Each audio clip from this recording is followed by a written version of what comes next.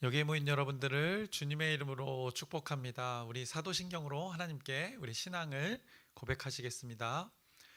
전능하사 천지를 만드신 하나님 아버지를 내가 믿사오며 그 외아들 우리 주 예수 그리스도를 믿사오니 이는 성령으로 잉태하사 동정녀 마리에게 나시고 본디오 빌라도에게 고난을 받으사 십자가에 못 박혀 죽으시고 장사한 지 사흘 만에 죽은 자 가운데서 다시 살아나시며 하늘에 오르사 전능하신 하나님 우편에 앉아 계시다가 저리로서 산 자와 죽은 자를 심판하러 오시리라. 성령을 믿사오며 거룩한 교회와 성도가 서로 교통하는 것과 죄를 사하여 주시는 것과 몸이 다히 사는 것과 영원히 사는 것을 믿사옵나이다. 아멘. 살아계신 하나님 아버지, 오늘도 우리가 함께 모여 하나님을 예배합니다. 이 예배 시간을 통하여서 하나님이 영광 받아 주시옵시고, 또 우리는 이 예배 시간을 통하여서 하나님과 소통하여 하나님의 말씀대로 살아가는, 하나님의 말씀을 붙드는 오늘 귀한 날 되게 인도하여 주시옵소서. 그 하나님의 섭리가 오늘 우리의 삶의 방식 가운데 있길 소망합니다. 하나님의 말씀을 붙들고 살아갈 때 그 하나님의 그 마음이 우리를 통하여서 이 세상 가운데 드러나 우리가 빛과 소금으로 살아가고, 그들이 빛을 보고 어둠을 몰아내며 빛으로 살아갈 수 있는 그 기회의 시간들 되게 하나님께서 허락하여 주시옵소서. 모든 관계 속에 이 하나님의 말씀대로 살아가는 우리의 공동체, 여기 모인 한 사람 한 사람 그렇게 살아가게 인도하여 주시옵소서. 우리 공동체가 감당하는 일들이 있습니다. 이 일들 하나님 뜻 안에서 온전히 이뤄갈 수 있도록 새 힘 허락하여 주시옵시고, 하나님께서 은혜로 이끌어가 주시옵소서. 예수님의 이름으로 기도드렸사옵나이다. 아멘. 함께 찬송가 292장 찬양하시겠습니다. 새 찬송가 292장 주 없이 살 수 없네, 함께 찬양하시겠습니다. 주 없이 살 수 없네, 죄인의 구주여. 그 귀한 보배 피로 날 구속하소서. 구주의 사랑으로 흘리신 보혈이 내 소망 나의 위로 내 영광 됩니다. 주 없이 살 수 없네, 나 혼자 못 서리. 힘없고 부족하며 지혜도 없도다. 내 주는 나의 생명 또 나의 힘이라. 주님을 의지하여 지혜를 얻으리. 주 없이 살 수 없네, 내 주는 아신다. 내 영의 깊은 간구, 마음의 소원을 주밖에 나의 마음 네 알아주리오. 내 마음 위로하사 평온케 하시네. 주 없이 살 수 없네, 세월이 흐르고 이 깊은 고독 속에 내 생명 끝나도 사나운 풍랑일 때 날 지켜주시니 내 곁에 계신 주님 늘 힘이 됩니다. 아멘.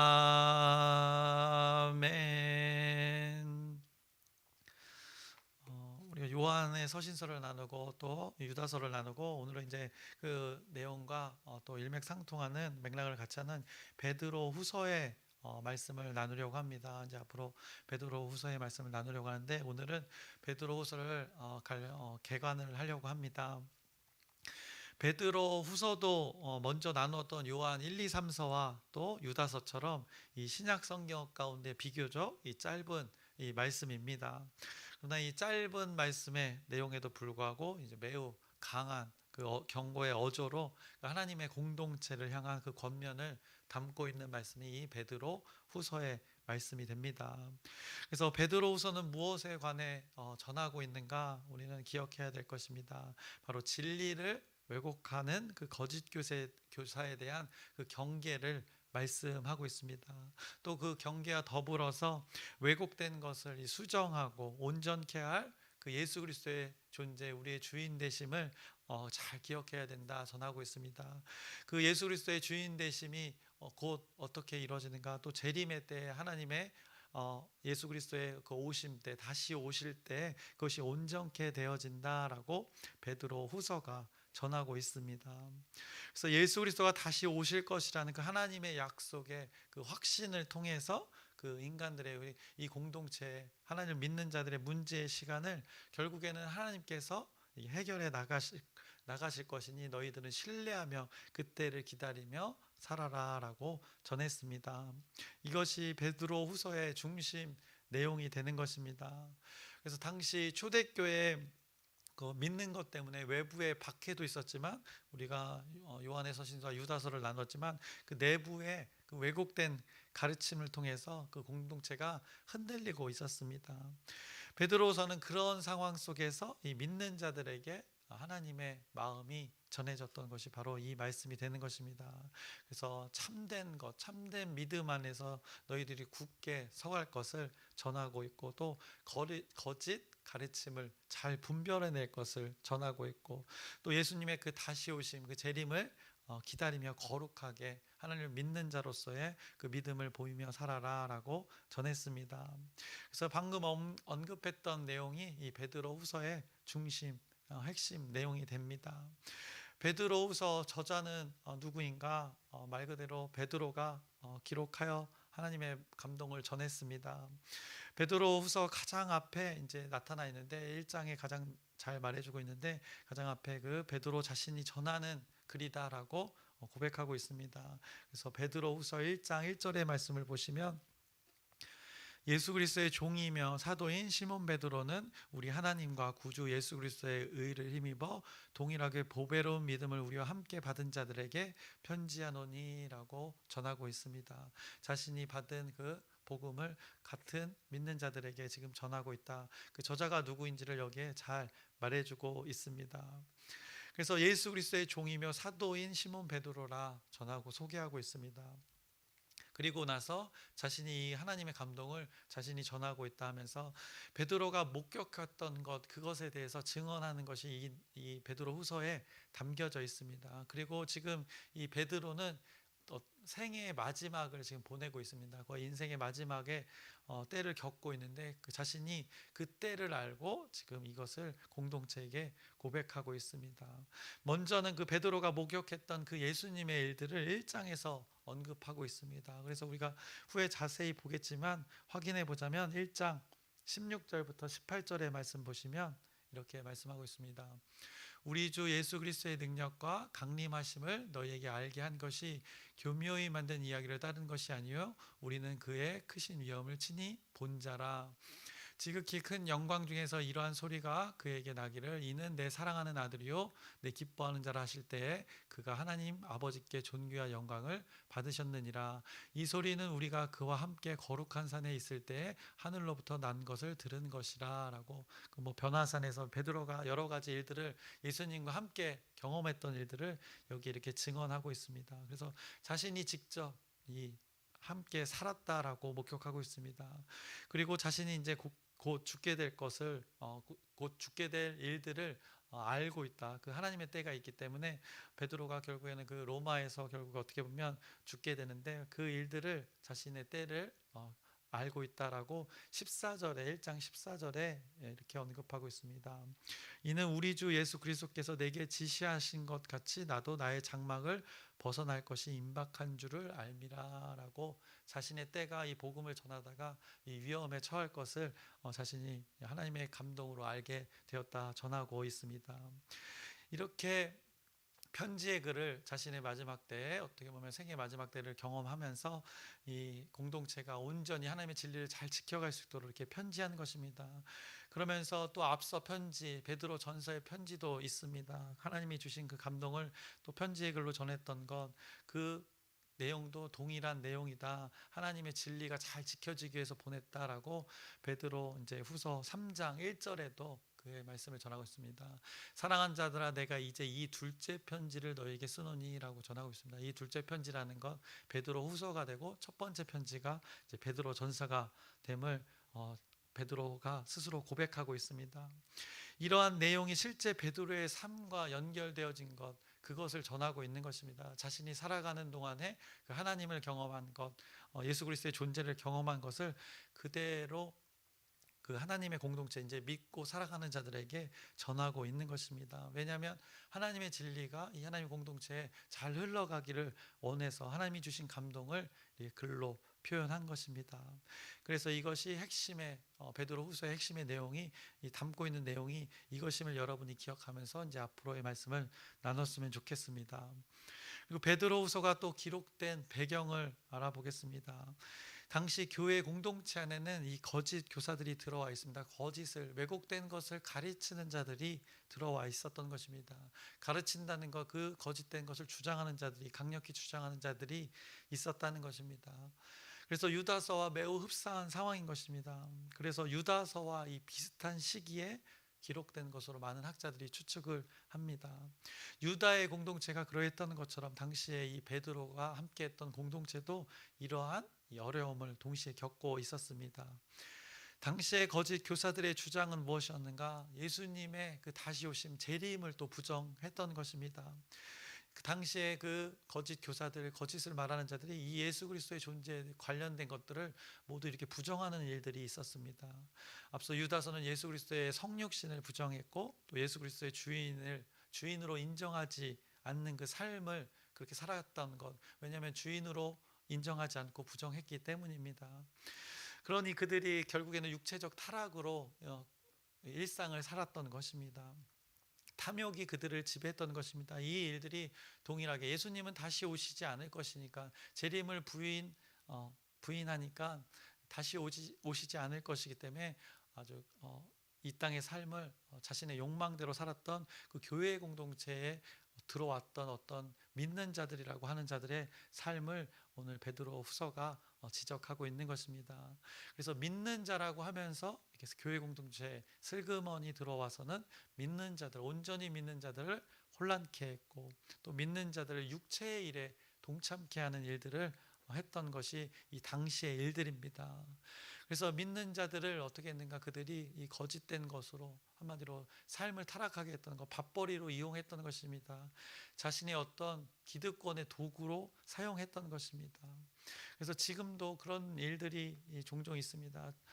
정치가들이 다 그런 것은 아니지만 이 종교가 가진 힘을 지금 많은 무리가 하나님을 믿는 자들이 많이 모인 그것을 힘으로 여겨서 많은 사람의 지지를 이끌어내려는 그 모임에 이 교회 공동체에 많은 인원들이 모인 것을 이용하려는 어떤 세력이 있다는 것, 그때나 지금이나 방식은 다르지만 이 세상의 그 욕망을 위해서 그렇게 믿는 자들을 이용하는 일들이 벌어지고 있었던 것입니다. 그때나 지금이나 어떻게 보면 동일한 것입니다.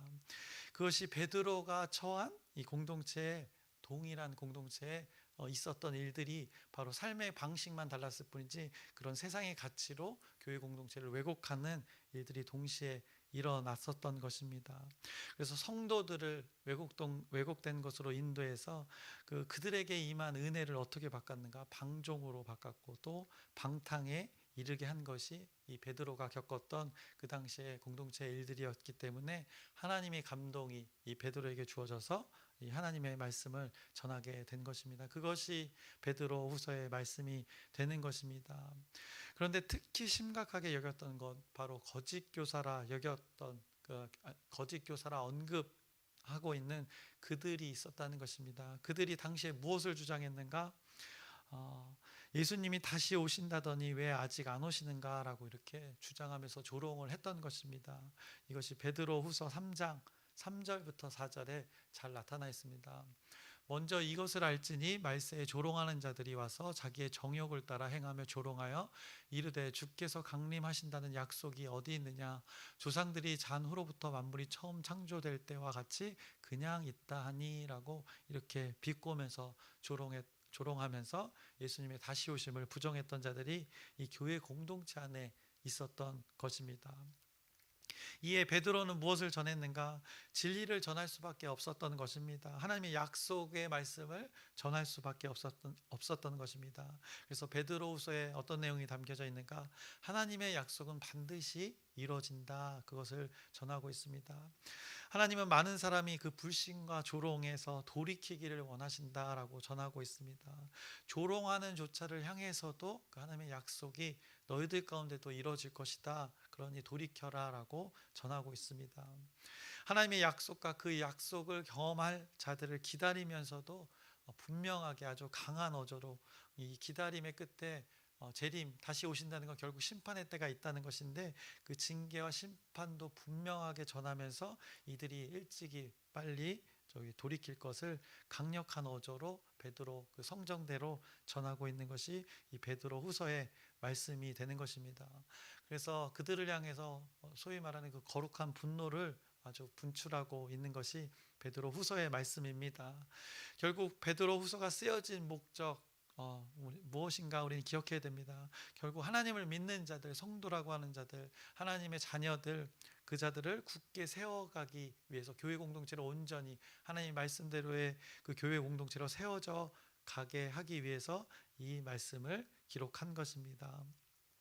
그래서 베드로는 이 왜곡된 상황에서 믿는 자들이 붙어야 할 것이 무엇인지를 분명하게 제시해 주는데 1장 14절에 1장 4절에 전하고 있습니다. 1장 4절에 이로써 그 보배롭고 지극히 큰 약속을 우리에게 주사, 약속을 하나님이 주셨다는 것입니다. 이 약속으로 말미암아 너희가 정욕 때문에 세상에서 썩어질 것을 피하여 신성한 성품에 참여하는 자가 되게 하려 하셨느니라 라고 너희들의 방향성, 무엇을 붙들어야 되는가? 신성한 성품이라는 것을 제시해 주십니다. 그것을 품고 따를 것을 전합니다.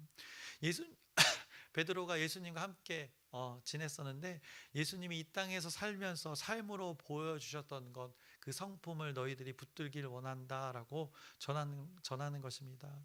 그것이 구체적으로 무엇인가 5절부터 이제 7절에 쭉 전하고 있습니다. 그러므로 너희가 더욱 힘써 너희 믿음의 덕의 지식을, 지식의 절제를, 절제의 인내를, 인내의 경건을, 경건의 형제우애를, 형제우애의 사랑을 더하라라고 전합니다. 이렇게 내용들 하나하나를 전하고 있으면 믿음, 덕, 지식, 절제, 인내, 경건, 형제의 사랑 이것을 언급하면서 계속 무엇인가 이것을 더해가라 전하고 있습니다. 하나님의 성품을 우리의 성품에 하나님이 제시한 그 성품에 계속 더해가라 말씀하고 있는 것입니다. 세상에서 말하는 우리 인간들이 주장하는 바, 이 몸이 주장하는 바, 본능이 주장하는 바를 더해가는 것이 아니라 신성한 그 신의 성품, 예수 그리스도의 성품을 더해가라. 베드로가 경험했던 예수 그리스도의 존재의 성품을 더해가는 것이 하나님이 원하시는 우리의 인생이다라고 전하고 있습니다. 그래서 이렇게 살아가면 어떤 일들이 벌어지는가? 11절에 이같이 하면 우리 주 곧 구주 예수 그리스도의 영원한 나라에 들어감을 넉넉히 너에게 주시리라 라고 그 약속이 이루어지는 것을 이렇게 또 11절에 전하고 있습니다. 이렇게 살아가는 것이 구별됨의 삶이다 전하고 있습니다. 구별되어지면 경계할 것이 또 무엇인지를 잘 알게 되는 것입니다. 진리를 붙들면 기준이 주어졌기 때문에 무엇이 옳은지 무엇이 그른지를 알게 되는 것입니다. 그때 거짓 교사를 경계할 수 있다는 것입니다. 먼저 하나님의 말씀의 기준을 이렇게 제시해주고 신성한 성품을 붙들 것을 말하고 이제 2장에서는 거짓 교사에 대한 경고를 전하고 있습니다. 그것이 6절의 말씀, 먼저 2장 6절의 말씀 보시면 소돔과 고모라 성을 멸망하기로 정하여 죄가 되게 하사 후세에 경건하지 아니할 자들에게 본을 삼으셨으며, 과거의 일들을 언급합니다. 또 15절의 말씀 보시면, 2장 15절의 말씀 보시면 그들이 바른 길을 떠나 미혹되어 부올의 아들 발람의 길을 따르는도다. 그는 불의의 삭슬 사랑하다가 라고 전하고 있습니다. 자기의 불법으로 말미암아 책망을 받되 말하지 못하는 나귀가 사람의 소리로 말하여 이 선지자의 미친 행동을 저지하였느니라.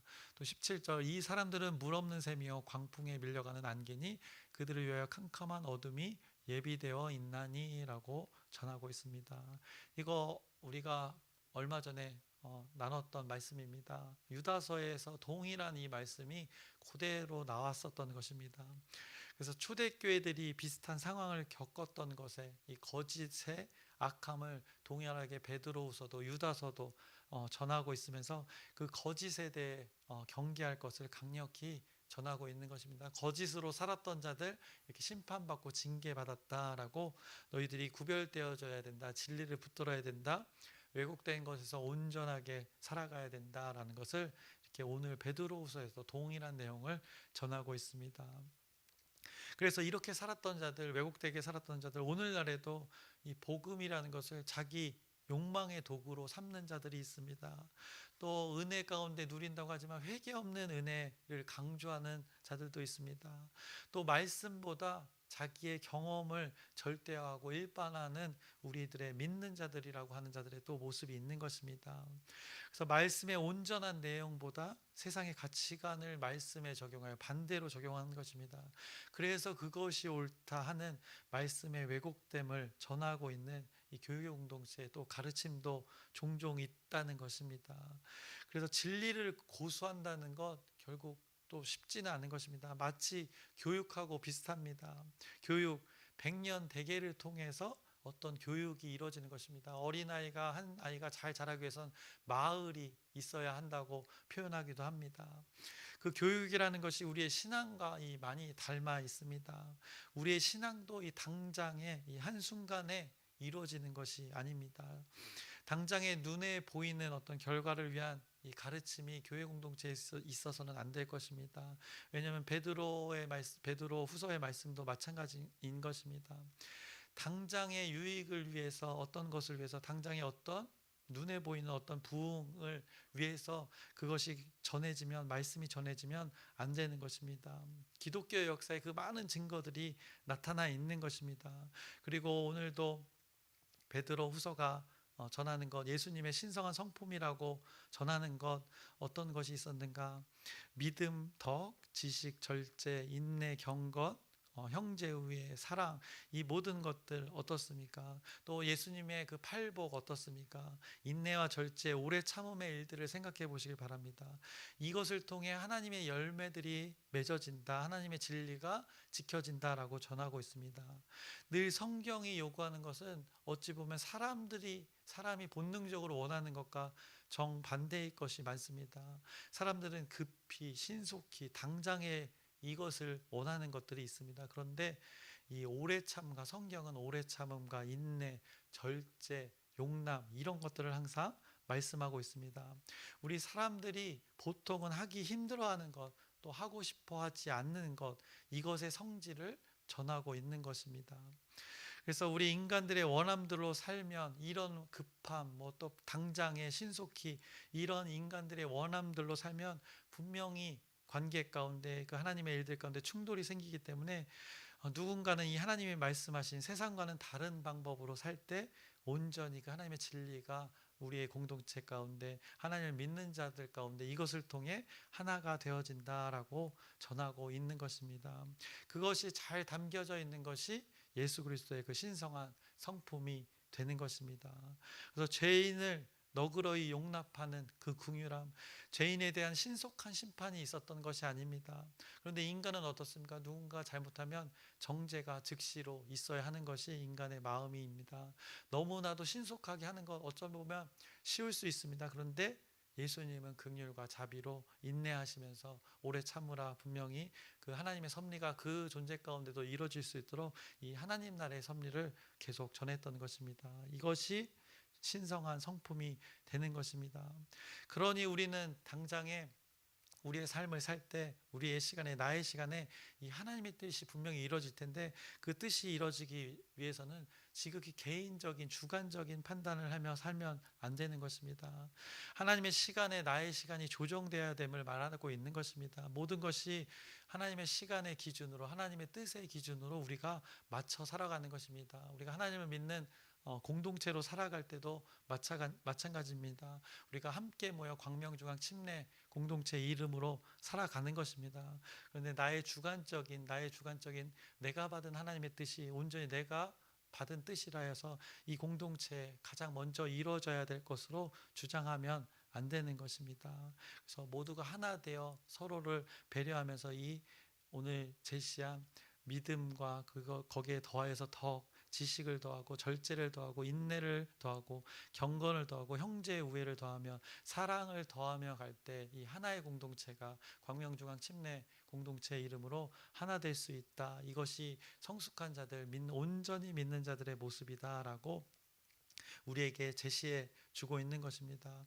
그래서 우리는 어떻게 보면 여기 새벽에 모여서 함께 예배하는 자들, 어쩌면 더 먼저 복음을 경험한 자들입니다. 어쩌면 더 성숙한 자라 생각되어집니다. 그래서 우리는 더 깊이, 더 신중히 이렇게 말씀을 우리에게 적용하며 또 묵상하며 고찰하며 이게 적용해 내려고 심사숙고의 그 시간이 저와 여러분 가운데 있어야 될 줄 압니다. 그래서 우리가 지금까지 해왔던 어떤 익숙한 어떤 사람의 방법의 그 전통이 아닌 이 하나님의 말씀의 기준이 우리 공동체 가운데 하나하나 다 세워져 가기를 소망하면서, 우리의 전통이 하나님의 말씀이었다면 너무나도 아름다운 것입니다. 그런데 또 우리 사람의 생각으로 붙들어왔던 그 전통이 있다면 지금 어떻게 보면은 그것은 하나님 말씀에서 아닌 것들은 사라져도 당장의 유익이 되는 것입니다. 이 교회 공동체가 겪는 이 혼란의 문제를 베드로 후서가 전하고 있습니다. 그때 무엇을 해야 되는가? 분명한 정확한 하나님의 진리의 기준을 붙들어라 라고 오늘 전하고 있습니다. 개관을 하면서 여러분들이 베드로의 후서의 말씀을 개관하면서 이 기록의 목적과 배경을 여러분들이 잘 기억하시길 바랍니다. 그리고 베드로 후서가 전하는 목적의 배경에 마지막 하나가 더 있습니다. 베드로는 다시 오실 그 예수님에 대해서 아주 강력하게 전하고 있습니다. 이것을 기억하고 우리가 말씀을 나눴으면 좋겠습니다. 그 재림 신앙 가운데 믿는 자들이 살기 위해서 그 주님의 날에 대해서 베드로가 전하고 있습니다. 그래서 먼저는 무엇을 언급하는가? 세상은 영원하지 않는다는 것을 전합니다. 세상은 유한하다는 것을 베드로 후서가 전합니다. 왜냐하면 하나님께서 그렇게 말씀하셨기 때문입니다. 세상의 끝이 분명히 있다라고, 그때가 있다라고 전했기 때문입니다. 그때 무슨 일이 일어나는가? 예수님과 함께 살았던 베드로가 전하는 것입니다. 그때 분명한 심판 있을 것이다. 그리고 나서 그 심판의 때 누가 오시는가? 그것을 베드로가 전합니다. 바로 사람의 모습으로 오셨다가 사람들과 함께 하시다가 사람을 위해, 사람의 죄를 위해 죽으시고 다시 사셨다가 하늘로 올림을 받으셨다가 다시 오실 그 분에 대해서 전하고 있습니다. 결국 예수님의 재림을 강조하고 있는 것입니다. 예수님 너네들 조롱하고 있는데 다시 오시지 않을 것이라고 조롱하는데 반드시 오신다라고 베드로는 핏대를 세워서 전하고 있는 것이 이 베드로 후서의 말씀이 되는 것입니다. 이것을 제시하면서 믿는 자들, 이 약속을 신뢰하며 너희들이 이 혼란의 가운데 두려움이 아니라 오히려 이 약속의 확신을 믿고 살아가라 라고 전합니다. 이 약속을 붙들고 살아야 된다, 소망을 가지고 살아라 하면서 베드로 후서 마지막 3장 13절에 이렇게 전합니다. 우리는 그의 약속대로 의가 있는 곳인 새하늘과 새 땅을 바라보도다라고, 이 믿는 자들의 소망이 어디에 있어야 되는지, 이 땅에 살지만 이렇게 약속을 신뢰하며 새하늘 새 땅, 주님이 오실 때 일어나는 일들을 소망하며 살아라라고 전하고 있습니다. 그래서 결국 끝을 아는 사람이 오늘을 어떻게 살아야 하는가를 베드로가 잘 전하고 있습니다. 그렇게 베드로는 죽음을 앞두고 마지막 유언처럼 이렇게 교회 공동체에게 전하고 있습니다. 진리에서 떠나지 말 것을, 말씀을 잘 붙들을 것을, 그래서 거룩하게 살 것을, 그러면서 예수님의 다시 오심을 이렇게 3장 13절의 말씀처럼 기대하며 고대하며 살 것을 전하는 것이 이 베드로후서의 말씀입니다. 그래서 베드로가 전한 이 하나님의 말씀이 이제 자세하게 나눌 텐데 우리 안에 잘 적용되어지길 소망합니다. 우리 공동체에 이 말씀을 붙들면 우리가 하나님의 공동체로 온전히 살아갈 수 있는 것입니다. 그래서 베드로 공동체에게 임했던 이 말씀을 붙듦으로 공동체에게 임했던 은혜가 동일하게 우리 광명중앙 침례 공동체 가운데 있기를 소망합니다. 기도하겠습니다.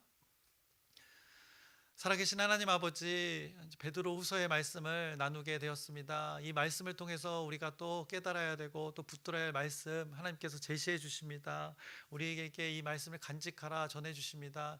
이 말씀 우리 마음판에 새기게 하여 주시옵소서. 이 말씀 자세히 들여다볼 텐데 그때 이 베드로가 전했던 그 하나님의 감동의 말씀이 우리 마음판에 새겨지길 소망합니다. 그 새하늘 새 땅을 바라보며 하나님의 약속을 확신하며 살아가는 우리의 여기 모인 한 사람 한 사람, 우리 믿음의 공동체 광명중앙 침례 공동체 되게 하나님께서 섭리하여 주시옵소서. 예수님의 이름으로 기도드렸사옵나이다. 아멘. 하늘에 계신 우리 아버지여, 이름이 거룩히 여김을 받으시오며 나라의 마옵시며 뜻이 하늘에서 이루어진 것 같이 땅에서도 이루어지이다. 오늘날 우리에게 일용할 양식을 주옵시고 우리가 우리에게 죄 지은 자를 사하여 준 것 같이 우리의 죄를 사하여 주옵시고 우리를 시험에 들게 하지 마옵시고 다만 악에서 구하옵소서. 나라와 권세와 영광이 아버지께 영원히 있사옵나이다. 아멘. 우리 기도 제목 나누고 함께 기도하겠습니다. 우리 초청된 영혼들 계속 지속해서 기도 부탁드립니다. 하나님을 온전히 예배할 수 있도록 그 영혼들이 하나님을 온전히 경험할 수 있도록 여러분의 기도 부탁드립니다. 그리고 아프신 분들 한 사람 한 사람 이름을 언급하면서 하나님의 치유와 회복을 위한 기도 부탁드립니다. 그리고 오늘 말씀을 기억하면서 베드로후서를 개관했지만 결국 진리를 붙들어야 된다는 것입니다. 왜곡된 것이 있을 때 하나님의 말씀을 붙들면 그 기준이 보이기 때문에, 기준을 붙들었기 때문에 왜곡된 것들이 보인다 말씀합니다. 그럴 때 하나님께서 온전케 하신다. 그때 약속의 확신을 붙들며 사는 것이 우리의 몫이다라고 전해주십니다. 그래서 우리 공동체가 이 말씀대로 약속을 확신하며 그 새하늘 새 땅, 그 주님이 다시 올 그날을 기대하며 살아갈 수 있도록 여러분의 기도 부탁드리고 각자의 또 하나님의 원함을 잘 구하셔서 그 기도 고백하시고 우리가 주여 우리 주인의 이름을 부르며 함께 기도하시겠습니다. 주여